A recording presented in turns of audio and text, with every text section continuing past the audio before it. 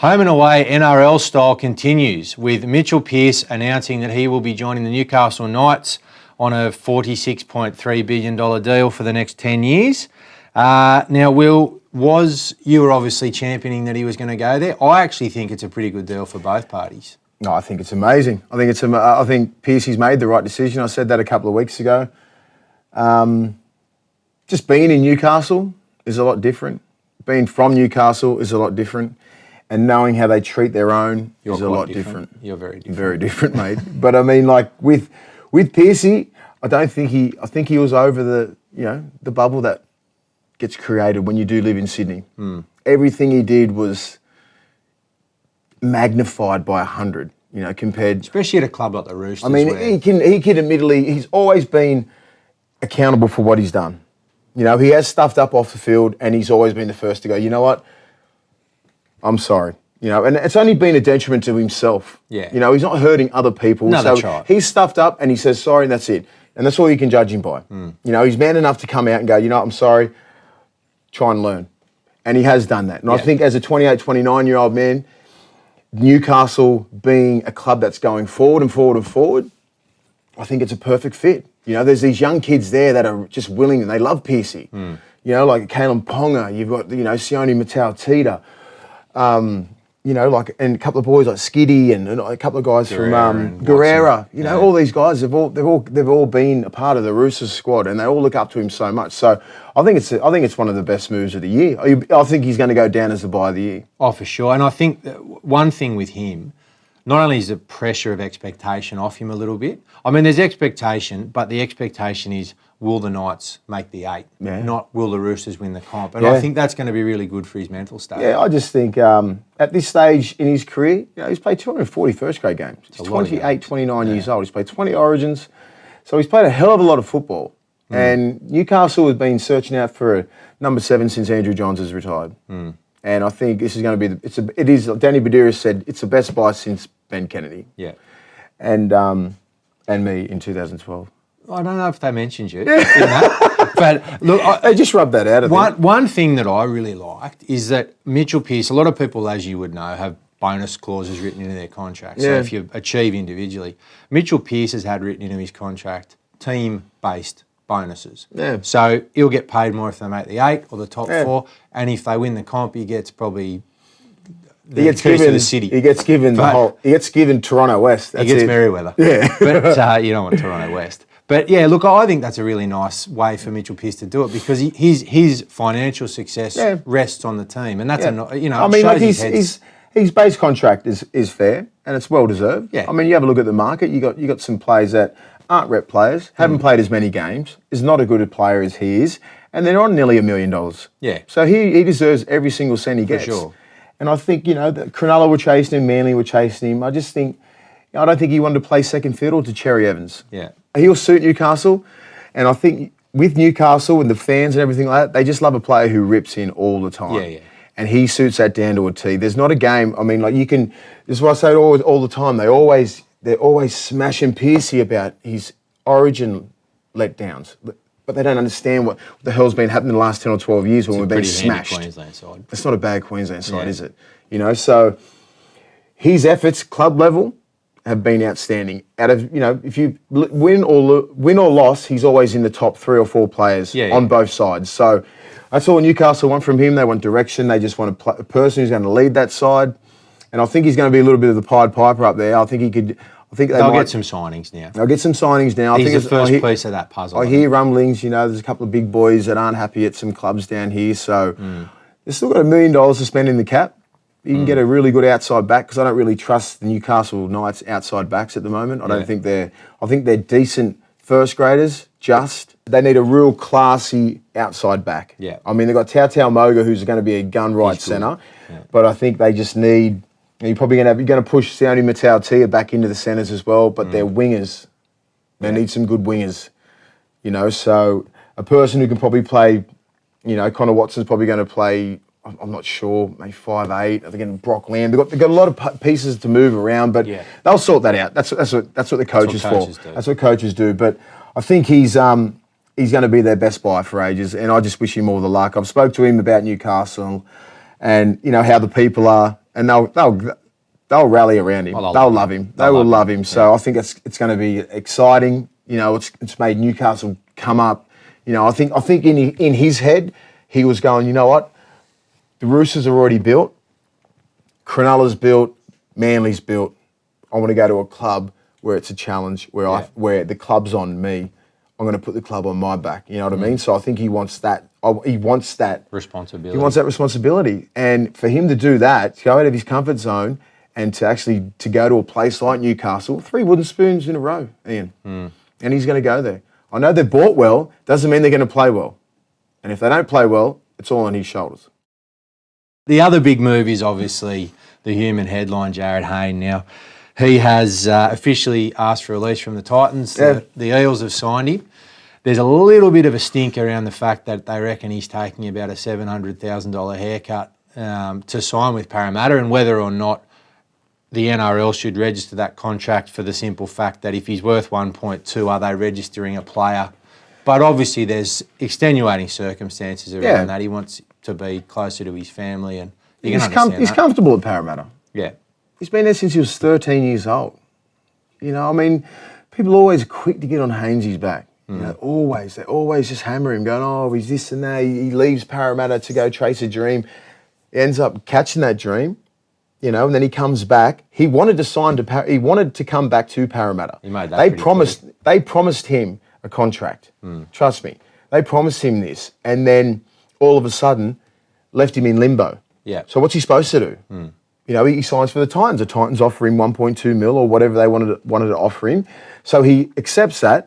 You know, he hasn't played the league for, 18 months. He comes back there, plays some decent football. This year, gets played out of position every single fucking week. Yeah. And with a player like Hainesy, you just don't do that to him. You know, he obviously players weren't getting along with the coach. But all of a sudden, Hainesy's the player that everyone is blaming on. Yeah. But I know about 6 or 7 of them young kids and even senior players weren't getting along with the coach. But because Hainesy is a lot more powerful, and he's got the head that everybody knows. Nobody knows anybody up on the Gold Coast, but everybody knows Jarryd Hayne. It's been their biggest signing. They had marketing and sponsors coming in. He made the club millions. Yeah. You know what I mean? And I think they weren't pleased with the whole thing, which they shouldn't be. And Neil Henry should not be happy as well, because it's cost him his job. But you can't. I know King. Neil Henry, like he's a really good guy, and he would not be going, it's Jarryd Hayne's fault. He would understand it takes more than one person to get rid of a coach. It's about 6 or 7 of the players. So he would understand that, and now Hainesy's cost is $700K he's leaving behind to go play back for Parramatta. So the fans and all the ex-players should be happy. Some of the ex-players should just shut up and just be happy with him coming back to the club. Yeah. And they go, what Hayne are we going to get? This and that. Like you'll get a Jarryd Hayne who's going to come back there and probably be one of the best players every single week. You're going to play him at fullback? I think they should play him at fullback. I think they should play Gutherson. He's a bit of a he's a good footballer. Good footballer. He's a really good footballer. But I think he can play centre. He can play 5'8". He can mess around with the side a little bit, And Bevan French might have to miss out, or he might have to play on the wing because Semi Radra's gone. Like. Put Hainesy on. Hainesy can move everywhere, but for him to play his best football, he needs to be comfortable, he needs to be happy, and the happiest place he's been at is Parramatta. Yeah. And he has been outstanding for them. He's been one of their best players in the last 10 years. He is the prodigal son, and he's returning right now, and I think he wants to live up to that. He's not going to go there and just think that... he signed a 1-year deal, man. Signed a 1-year deal. Yeah. He could be signed a 3-year deal. Yeah. He signed a 3-year deal with the Titans. He signed a 1-year deal. That is a big fucking move. You know what I mean? You can't just go, oh, yeah, I'm just going to sign I could easily sign a 2 or 3 year deal with some other club. 1-year deal, he's backing himself. So Hainesy knows this 1 year could cost him. He could get injured in the first 10 games, do an ACL. He might be on the scrap heap. Yeah. People might take chances at him, but he ain't going to get that $1 million contract. No. He's 30 years old, so there's a lot riding on what he's doing and the move that he's made to Parramatta. So people should respect what he's doing. Yeah. He's put himself out there, and all you hear is this hate from other people, from ex-players, from this and that. It's like, dude, you don't even do that. you just let him go. You know what I mean? Like he's been one of your best players. He's been the NRL superstar for the last 10 years. You know, just let him be. The rank and file Parramatta supporters will be happy to see him back, but I just hope everyone stops moving to clubs because my head hurts. I can't keep up with it anymore. It's just too much. It is. I mean, at the moment now, like loyalty doesn't mean shit in the game. No. So you just expect these moves all the time. There's probably going to be another 4 or 5 big moves before we start talking about round 1. Yeah. You know, and Hayne ain't going to be the last of them. Well, it gives us something to talk about, mate. Yeah. Big political moves, and we are obviously a strongly political show, aren't we, William? So we are getting stuck right into this. Very PC. Very PC. So what has happened, for those of you who are living under a rock, is the state government has decided to put $2 billion into renovating the 2 major football stadiums in Sydney, the Sydney Football Stadium, or Allianz Stadium, whatever it's called, and ANZ Stadium out at Homebush. Now, $2 billion for a couple of stadiums. What they're saying is that they cannot attract big events anymore because the stadiums aren't up to it. $2 billion sounds like a lot of money. You can't spend $2 billion on 2 stadiums that don't need fixing. You know, the amount of money they could spend into grassroots football, into doing the infrastructure to other stadiums. There's so much money that could be spent through hospitals, through everything else, not just sport. Yeah. It's just ridiculous I don't know how they come up with this idea. Well, there's obviously a lot of people agree with you because there's a petition started by your man, Peter Fitzsimons. Well, Peter Fitzsimons he's been very outspoken about this. Yeah. And I was following him on Twitter and everything like that. I'm like, well, why the hell would they spend $2 billion on 2 stadiums that are pretty much world class? I think how much better can you get them? There's about 100,000 people who signed on this petition, online petition. Within a week. Yeah, I mean, look, the funny thing for me is normally in Australian culture, if it's anything to do with sport, people don't mind spending money on it. Yeah. You know what I mean? Like if people will spend money on the Olympics or whatever it might be, but this has really struck a chord with people. They just think it's a massive waste of taxpayer funds. Because you look at Allianz Stadium, it's world class. You know, what do they want to make it? Another 65,000? You know, they want to make it for 50,000. You know, ANZ Stadium, that's world class. Like you don't need to make it better. You know what I mean? There's so many. I think it might be a little bit of a jealousy thing where people are talking, we might move the NRL Grand Final or State of Origin. We're already moving Origins down to Melbourne. They've got the best facilities. Let's not get it twisted. Like we're taking New South Wales games down to Etihad, 65,000, 70,000. You can take an NRL Grand Final down there. People are still going to turn up. I think because New South Wales want the Grand Final every single year, and we don't want to give it away to Queensland, to Melbourne, or wherever fits.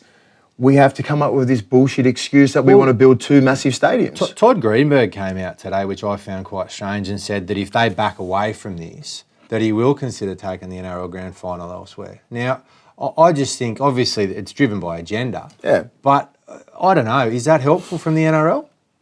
Well, I just don't think Todd Greenberg's probably not, he's not involved in politics or anything like that, and he just wants the best for the game, but he knows the best for the game is it could be Melbourne or it could be Brisbane. He's not always going, let's go to Allianz or let's go to ANZ Stadium. That's not the be-all and end-all of rugby league. We're trying to expand our game. We're trying to go Australia-wide.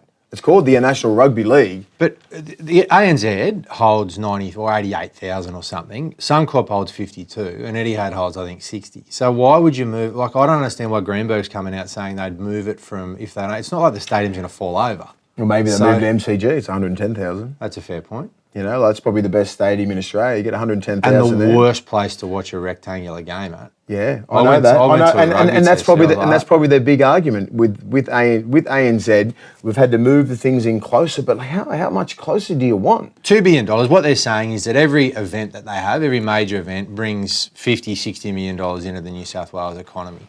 But on a $2 billion spend, there's a lot of events before you start getting that money back. I just don't think the whole thing stacks up. Well, you have a look. I mean, that's why the ANZ's been like trying to get every single NRL club to play there. They're paying all these Sydney clubs probably about 100 plus a year. Every single game. Every single game they're getting paid that much. So, you know, there's a lot of red tape there, and there's a lot of bullshit that you got to cut through. You know, obviously we ain't politicians here, but I know all the bullshit that goes on with with the government and with them big stadiums and clubs. You know, it's all mixed into one. A big congratulations goes out to the Jillaroos, who won the Rugby League Women's World Cup, beating New Zealand by 23 points to 16. Now, they were losing at half-time, but they came back strong in the second half, and what a fantastic effort by them. Yeah, it was. I mean, shout out to all the girls and what they've done in the last sort of 4 years, 4 or 5 years. You know, they've really built something where, you know, these young girls, you know, they're about, you know, 5 or 6 to 10 years old, really impressionable at that age, and they want to play rugby league. And these girls now have really given some hope, you know, where you can just say 20 years ago you couldn't wear the green and gold and you couldn't do anything that the men were doing. So these girls are really, you know, there's some real trailblazers here, you know, and pioneers. So, you know, what they've done is fantastic. Now they're World Cup winners, and I think, you know, congratulations to all of them, because they've been outstanding and they're outstanding role models. I follow a lot of them on Instagram and Twitter and stuff like that, and what they do is fantastic. You know, I think we take it for granted as rugby league players, as men's.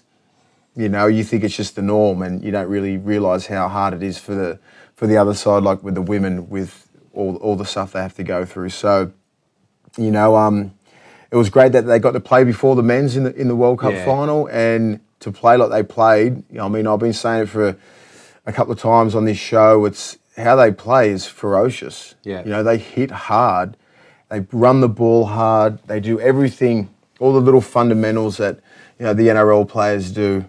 But yeah, it's fantastic, fantastic campaign, girls, and you deserve everything. And even, you know, to the New Zealand side, they've been neck and neck. I watched them play at the Nines, I've watched them play Anzac Tests. You know, there's some really fantastic players on both sides. Their skill level is really up there. You know, the women's rugby league is so equal between Australia and New Zealand.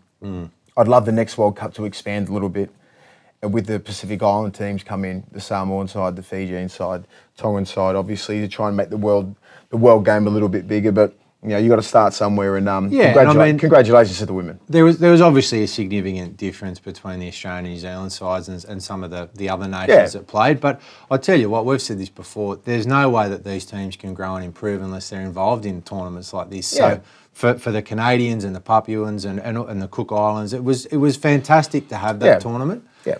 And for Australia to come out, and some of the players they've got, like that Isabel Kelly scored 2 amazing tries again. They've got some wheels too. Yeah, they have. And I think, you know, it's great that I think the NRL really need to get on the back of this. You know, what they're doing in the last, as I said, 4 or 5 years with, you know, with the amount of support that they're getting from everywhere, and the amount of growth that's going on in these young communities and young women wanting to play rugby league. You know, it's ridiculous, you know, and if they don't really jump on the back of it, we're going to be 10 years behind the AFL. Well, there's finally some talk about they're starting to have an NRL side, which there needs to be. But the AFL are way ahead of us already. So we need to really, really put some money into to the women's game. And I'm pretty sure they can get definitely a Brisbane side, definitely a North Queensland side, Melbourne, and at least 5 or 6 Sydney sides. Yeah. You know, that can follow the NRL. Yeah. You know, so I think there's a really good space there, and I just hope the NRL really jump on it. You know, if they don't, they're going to miss their opportunity, and it's going to be a detriment to the game, because the women's game is growing and growing and growing. So I hope we do the right thing.